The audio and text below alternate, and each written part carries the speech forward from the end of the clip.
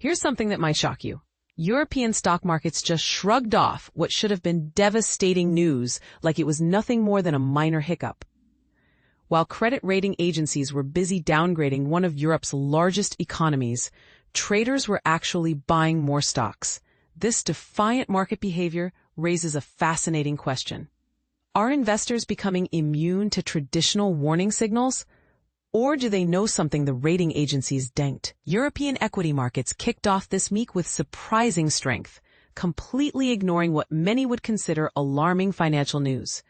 Instead, traders seem laser-focused on the upcoming central bank interest rate decisions that could reshape the investment landscape later this week.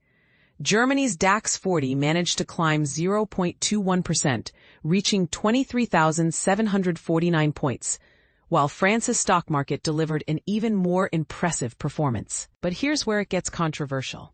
The French CAC 40 actually soared 0.92% to hit 7,897 points, despite Fitch ratings delivering what should have been a devastating blow to investor confidence. Fitch didn't just tap France on the wrist. They delivered a full credit downgrade, slashing the country's sovereign credit rating from AA- down to A+.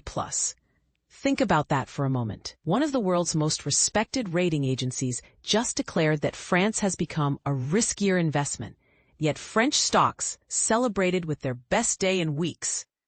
The reasoning behind Fitch's harsh assessment paints a troubling picture of France's economic reality.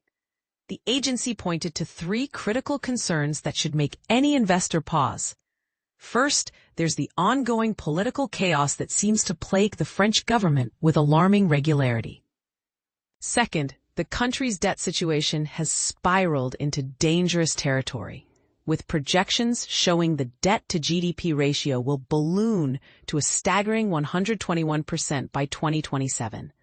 Finally, France appears unable to get its fiscal house in order, struggling with budget disputes and government collapses that prevent any meaningful financial reform. And this is the part most people miss. These aren't just numbers on a spreadsheet. A 121% debt-to-GDP ratio means France owes more than its entire economic output for an entire year. To put this in perspective, that's like a person earning $50,000 annually carrying $60,500 in debt, a situation most financial advisors would call unsustainable.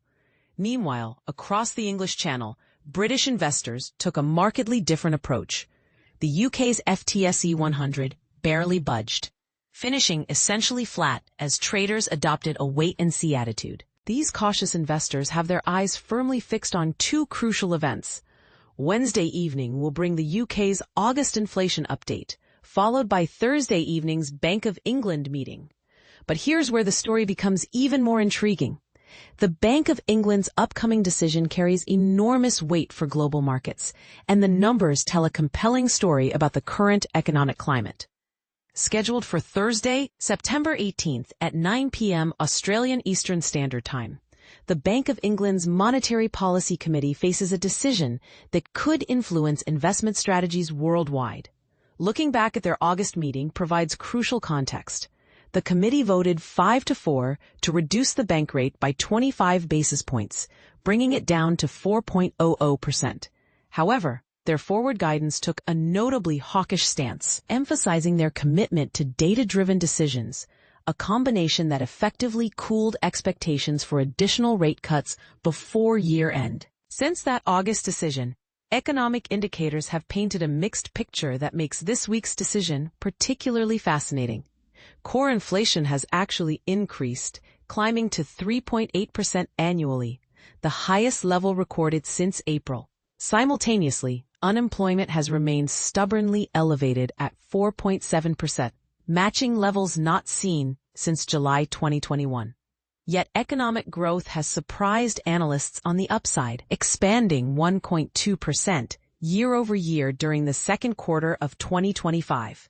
Market sentiment strongly suggests continuity, with a 98% probability that the Bank of England will maintain current rates at 4.00%. Analysts expect a 7-2 vote split, with Taylor and Downgrade likely dissenting in favor of a 25 basis point reduction. perhaps most telling. Traders don't anticipate the next rate cut until March 2026, a timeline that speaks volumes about expected economic conditions. Turning to technical analysis reveals equally fascinating insights about market psychology and potential future movements. The DAX 40's recent performance tells a story of uncertainty and consolidation. August concluded with 5 consecutive days of declining closes, a pattern that continued into September's opening sessions.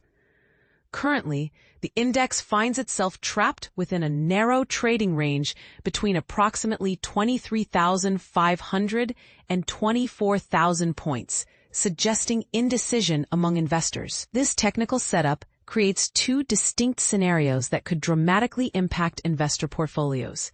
Should the DAX break below the 23,500 to 23,380 support band, it would likely trigger a more significant decline toward the 23,000 level, which corresponds to the June 19th low. Below that lies the 200-day moving average at 22,659, a critical technical level that historically provides strong support when tested. Conversely, a sustained breakthrough above 24,000, followed by a move beyond the 24,550 to 24,650 resistance zone, would signal that the recent correction has run its course and the upward trend has resumed with potential targets around 25,000. The FTSE 100 presents a different but equally compelling technical picture. August saw the index achieve a fresh record high of 9,357 points. A level that was retested just last week before retreating ahead of the weekend.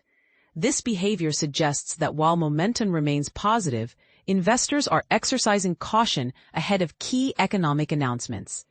The index appears well positioned for another upward move, particularly if it can achieve a sustained break above the 9,357 record high following Thursday's Federal Open Market Committee and Bank of England meetings. Such a breakthrough would likely signal renewed uptrend momentum with scope toward the 9,500 level. However, as long as the FTSE remains below its record high, there's room for a pullback to the 9,100 level as part of ongoing consolidation.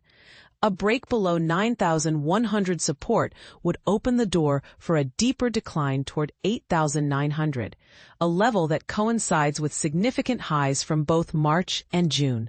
Now here's the million-dollar question that every investor should be asking. In an era where traditional financial metrics seem to matter less and less, are we witnessing a fundamental shift in how markets interpret risk? When a major credit downgrade can spark a rally rather than a sell-off, have we entered a new paradigm where conventional wisdom no longer applies? This market behavior challenges everything we thought we knew about investor psychology and risk assessment. Are traders so focused on central bank liquidity that they're willing to ignore sovereign debt concerns? Or perhaps they believe that in our interconnected global economy, major economies are simply too big to fail, regardless of their debt levels. What do you think? Are markets showing dangerous complacency by ignoring France's credit downgrade? Or are investors demonstrating sophisticated understanding that central bank policy trumps credit ratings in today's monetary environment? Share your thoughts. Do you see this as a sign of market maturity or dangerous overconfidence that could lead to future volatility?